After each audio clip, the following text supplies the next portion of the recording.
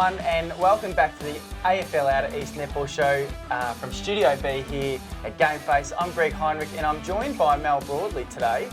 Mel, you're looking lovely. Oh, thank you. We're not running with that. No, I'm only joking. It's not actually Mel. She's No, but Mel is joining us today. Unfortunately, Mel is away in Singapore, and she couldn't afford a ticket for both Will and I, so we are still here in Mel. Studio B. Thanks very much for that one, Mel.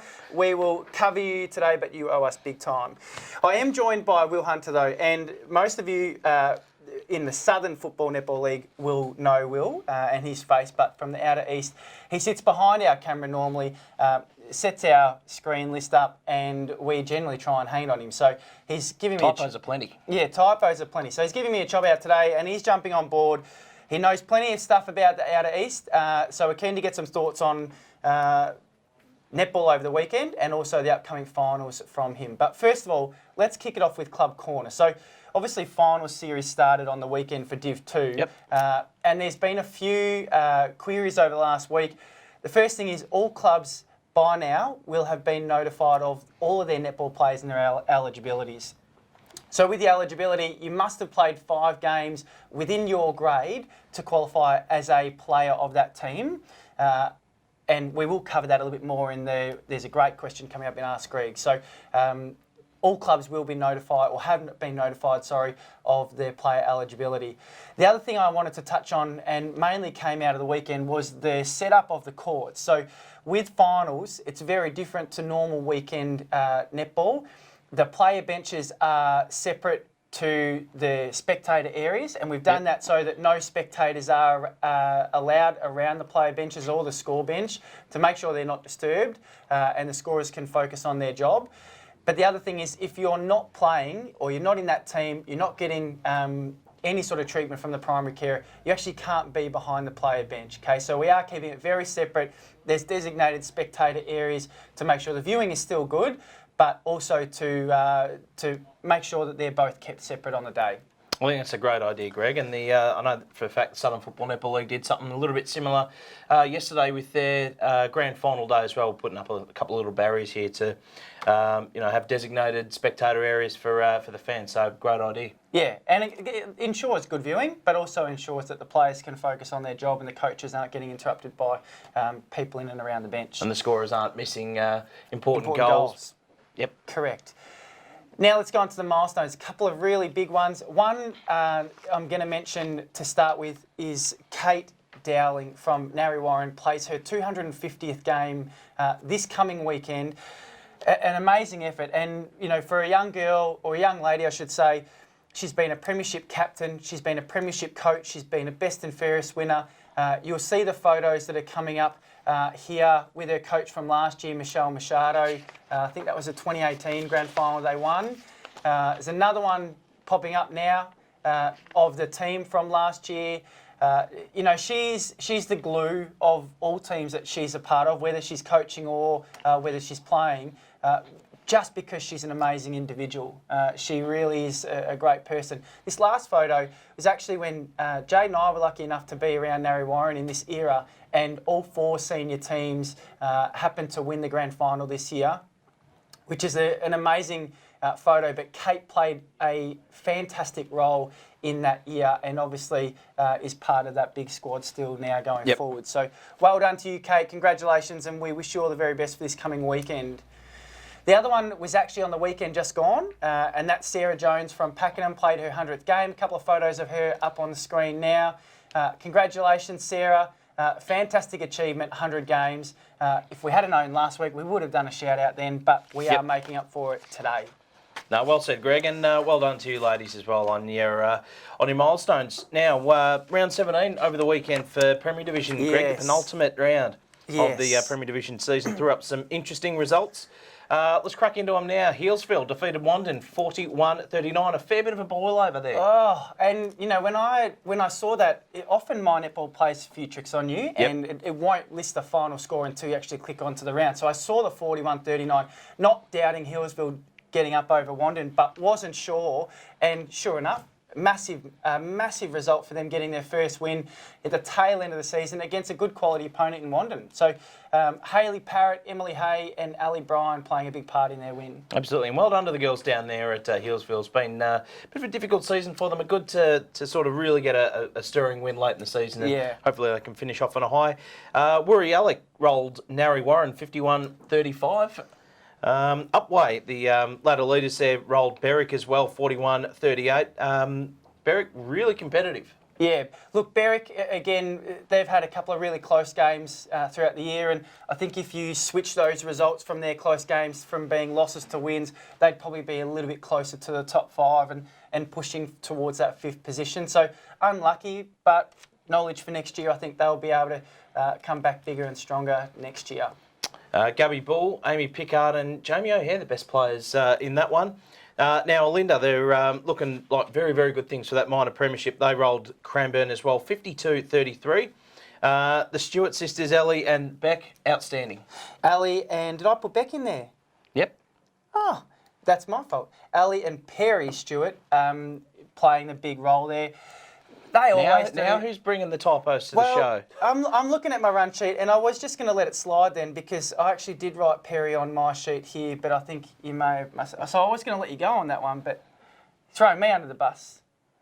We'll go back to... Anyway, How did you get your pen licence, though, to be honest? That is just utter scribble. Oh, massage therapists have great handwriting. That's what happens when you get that. Coaches as well. We don't have a lot of time to write things down, so we learn how to do shorthand. When we're finishing this show, we're giving you some handwriting lessons.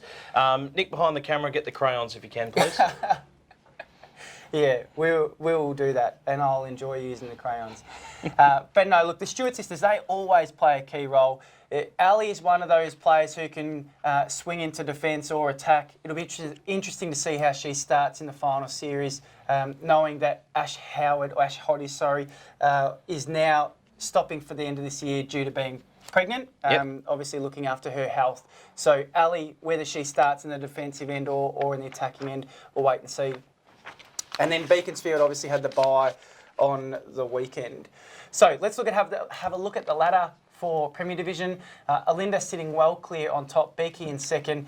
Equal third, Cranbourne and Woori. So Woori have an opportunity to take the second, that third spot, the double chance. And then Narry Warren rounding out the top 5. So that can't change, even though there's one round to go for those guys in Premier Division. But a couple of interesting games coming up, though, Greg, that'll decide who gets that double chance. Mightily important coming into the final series.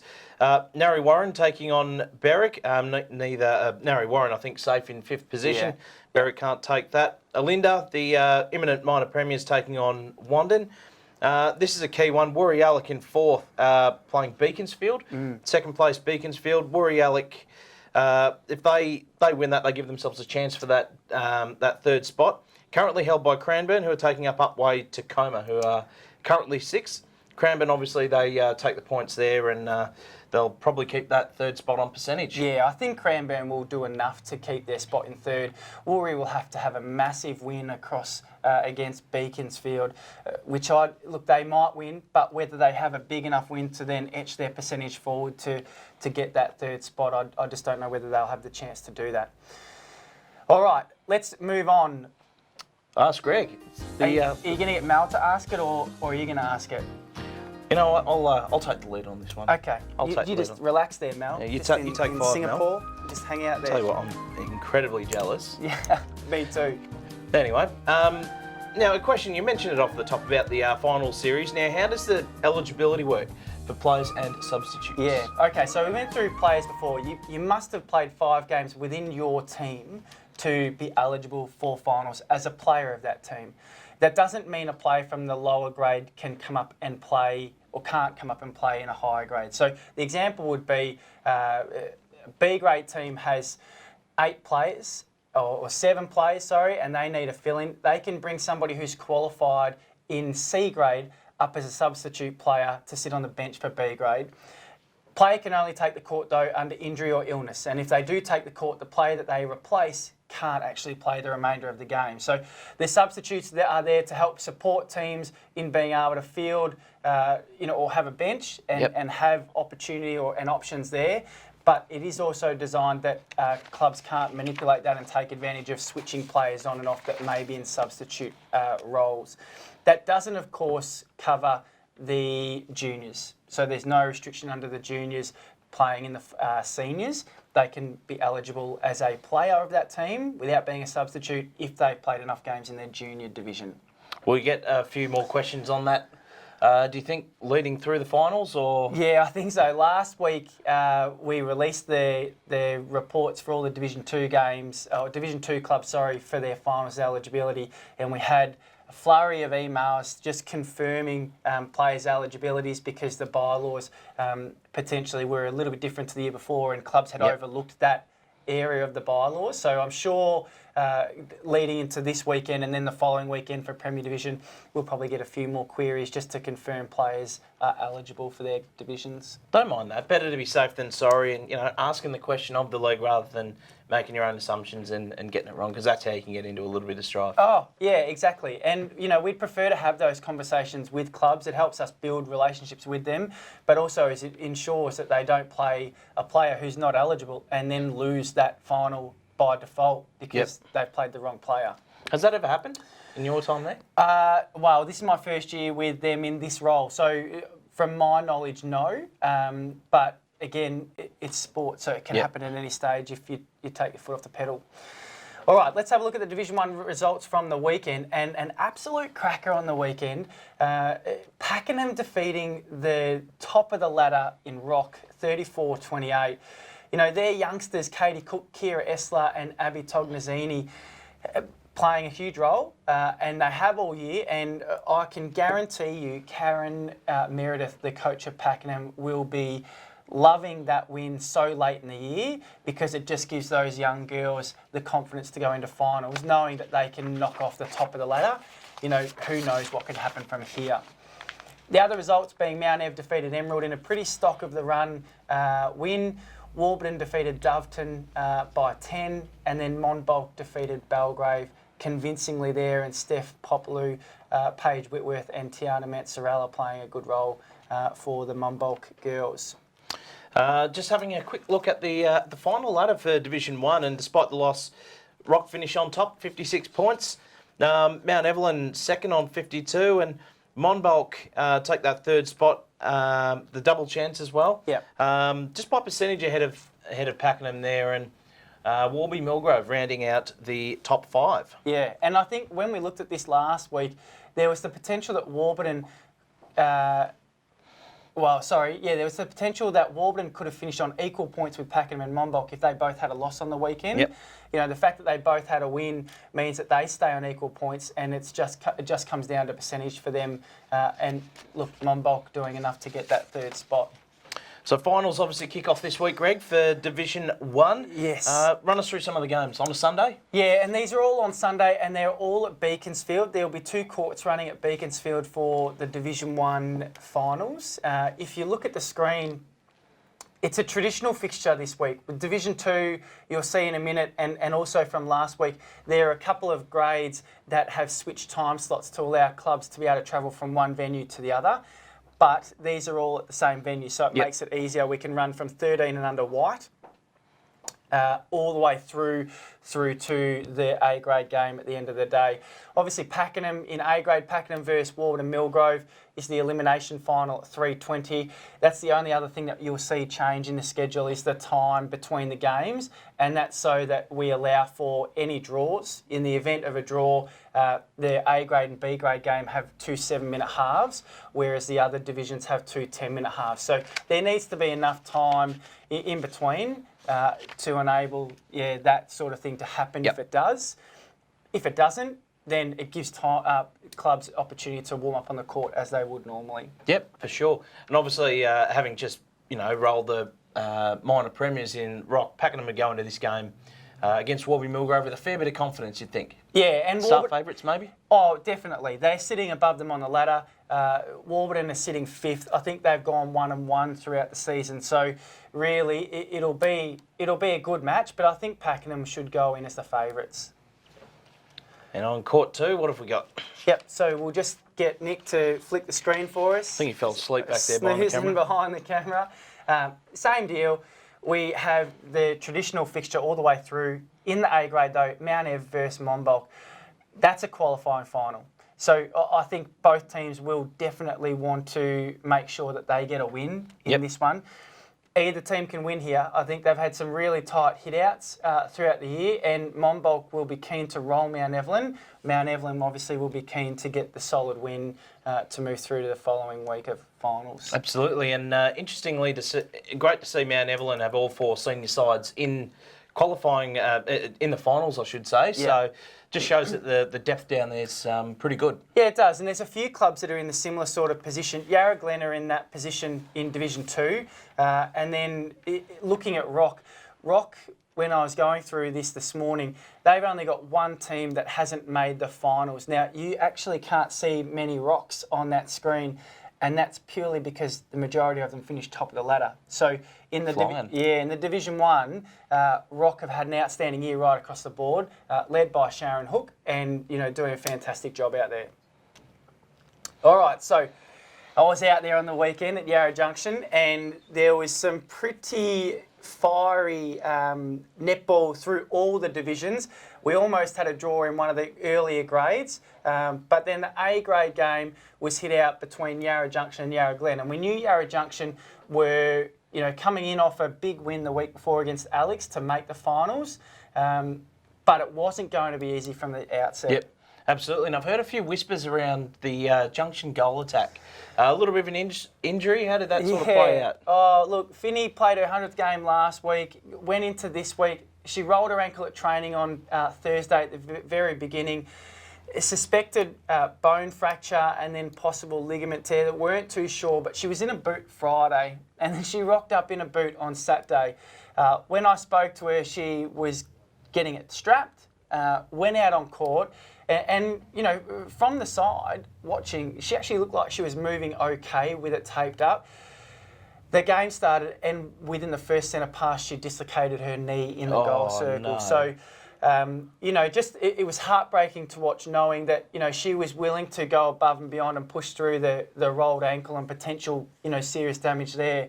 But then to just dislocate her knee in the first 15 seconds of the game was heartbreaking. And I watched her on the sidelines, and it wasn't a clear-cut, I'm going to stay off. She does wear a knee brace. She got the trainer to see it. She got the trainer to strap it 2 or 3 times. They unwrapped it. They wrapped it back up. And in the end, I think they made the decision, which is the safer decision, not to put her back out. They ended up icing her up. So Yarra Glen ran away winners, though, by 20 goals in that game. And I definitely think if Amanda Finn was playing, then it would have been a closer hit out. Yeah, absolutely. And the qualifying final, Seville got the chocolates over Kinglake. Just. And, I think some people would say that Seville and Yea are probably the ones that we'll see at the end. And I think that those 2 teams are definitely the strongest 2 teams. But it shows that anything can happen in finals, because Kinglake going down by 5 in that particular hit out just shows how close finals can be. Yep, absolutely. And you mentioned they'll take on that side you just spoke of as well, Seville, in the second semi-final for A grade this Saturday. Finals being played at Healesville. Yeah, so look at your screen, you'll see again the final structure for this weekend for Div 2 is a little bit different. We have 2 venues, and Cam's done another great job in making sure that we've got clubs together as much as we possibly can. And sorry, I've just looked at the screen, and yeah, look, Seville are another club that have all 4 grades in senior finals, which is awesome. The last game of the day will be B grade, Seville versus Yarra Glen. The A grade game is sort of tucked in the middle there, being Yea versus Seville, like you just mentioned, being a second semi. Really keen to see who wins that one. Really keen to see how that plays out. At the very bottom, I'm just going to make a correction, and we will get it corrected for you. It's the D grade game between Seville and Yea at 10:50 that will kick us off at Healesville nice and early. So I'll see you guys up there for the weekend, because I will be there for that venue. Right, the other fixture for Saturday is obviously at Mount Evelyn. Yep. And there is, again, a few changes there to make sure that clubs can travel between the venues if they've got multiple teams. A grade slotting in there as the 3rd game of the day against Kinglake versus Yarra Glen, that'll be a good game. You know, I think so too. I think Yarra Glen they're running high on emotion. They had a couple of really good wins on Saturday, just gone. I think they had a really, their A grade will be flying going into this weekend, and I think they'll have all the belief in the world that they can roll the Kinglake A grade side.